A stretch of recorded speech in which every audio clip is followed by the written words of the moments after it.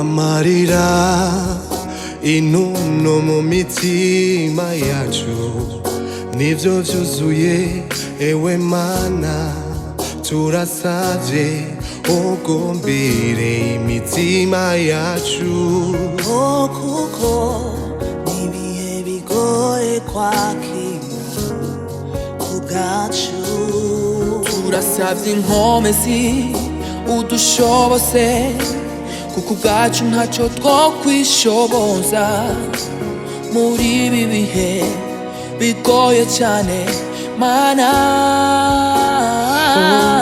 wiruhuke amahoro twagukunda ariko Imana yagukunze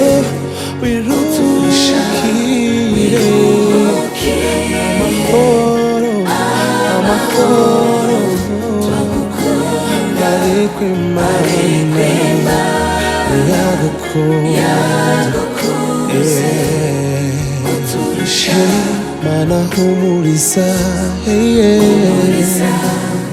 imitima yacu kurema no kwihangana muri ibi bihe bitatworoheye Mana humuriza imitima ya benshi irababaye uduhe kurema Mana no we kwihangana Mana we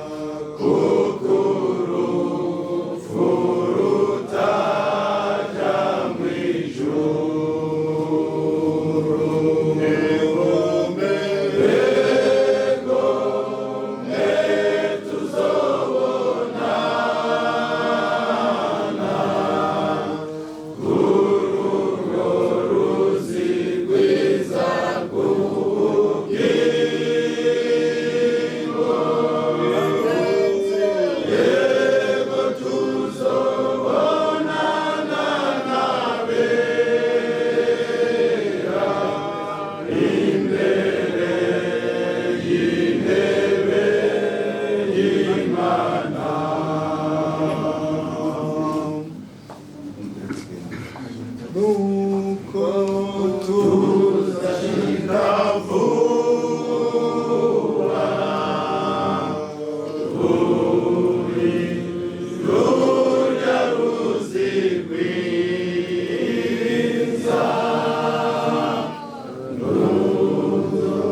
nudusenga Imana yacu tuyihimbaza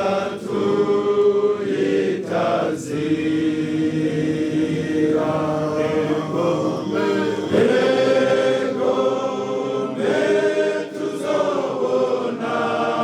tuzobonana urugo ruzigwiza rw'ubugingo ego tuzobonana n'abera imbere y'intebe y'Imana.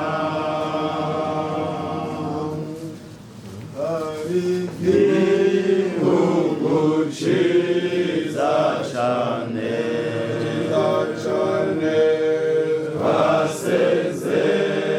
twasezeranyiwe n'Imana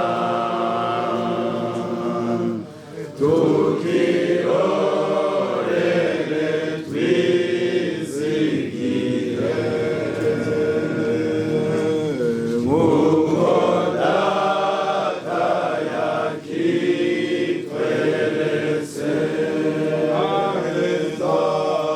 aheza mw'ijuru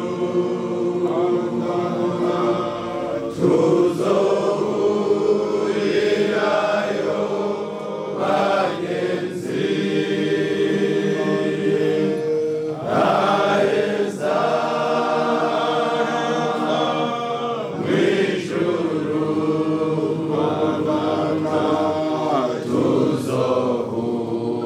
tuzohurirayo bagenzi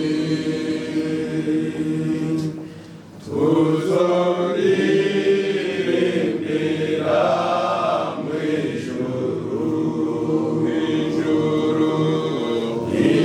indirimbo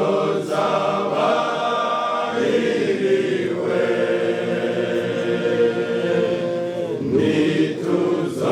ntituzongera kubabara tuzoba dushiza Mariya aheza mw'ijuru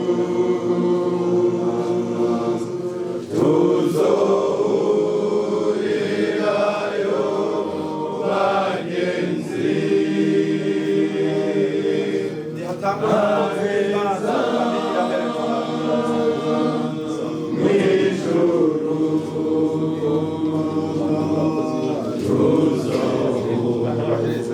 tuzohurirayo bagenzi.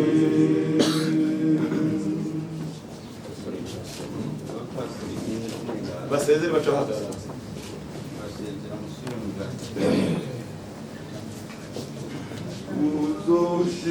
uzoshimira data cane imbabazi yatugiriye n'ubuntu bwiwe n'urukundo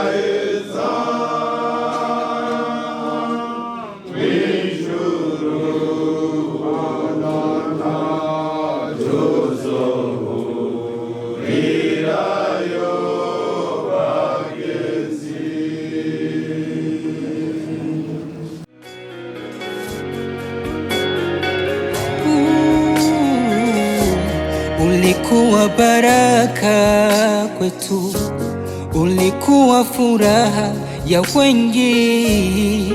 Kile kicheko chako tutakikumbuka daima, japokuwa moyoni tuna huzuni, ila mbinguni sherehe tu.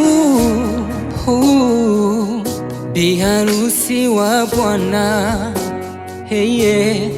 Impanuro zawe, inyigisho zawe ntituzavyibagira, watubereye umugisha mu bihe twamaranye.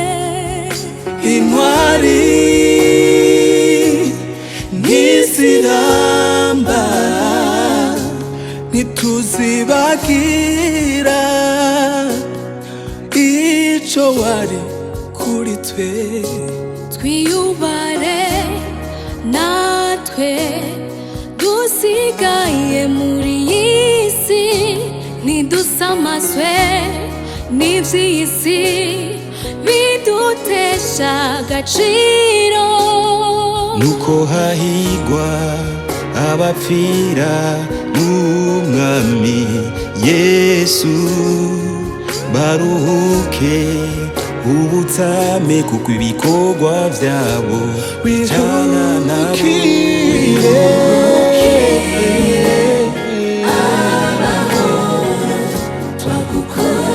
Ariko Imana yagukunze, wirukire.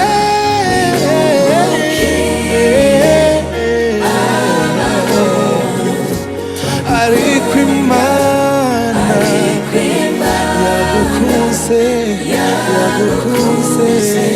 Yesu umurisha,